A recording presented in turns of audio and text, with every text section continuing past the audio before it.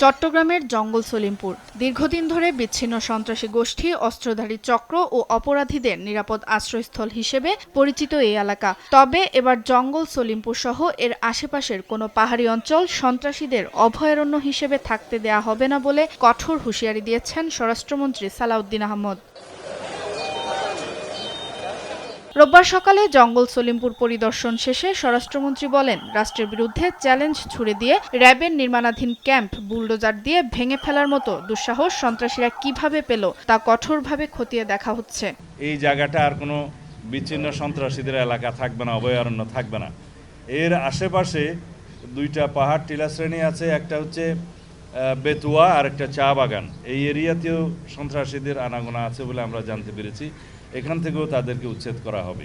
স্থানীয় বাসিন্দাদের আশ্বস্ত করে স্বরাষ্ট্রমন্ত্রী বলেন, সেখানে বসবাসকারী কাউকে উচ্ছেদ করা হবে না, বরং পরিকল্পিত পুনর্বাসনের মাধ্যমে তাদের জন্য নিরাপদ ও মানবিক আবাসন ব্যবস্থা নিশ্চিত করা হবে।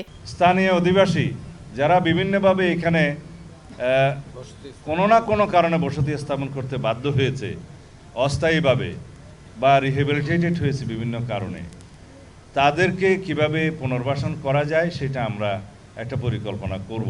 তাদের কাউকে এখান থেকে আপাতত উচ্ছেদ করা হবে না।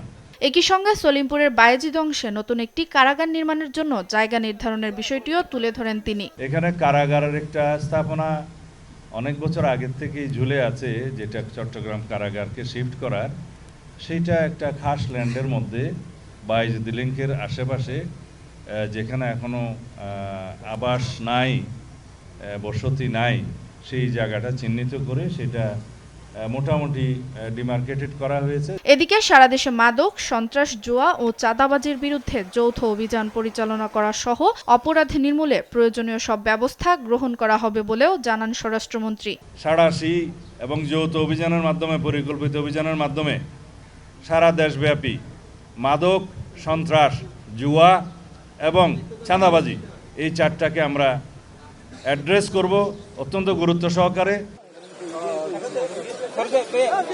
সুপ্রিয়া তৃষা, নিউজ ডেস্ক, দেশ টিভি।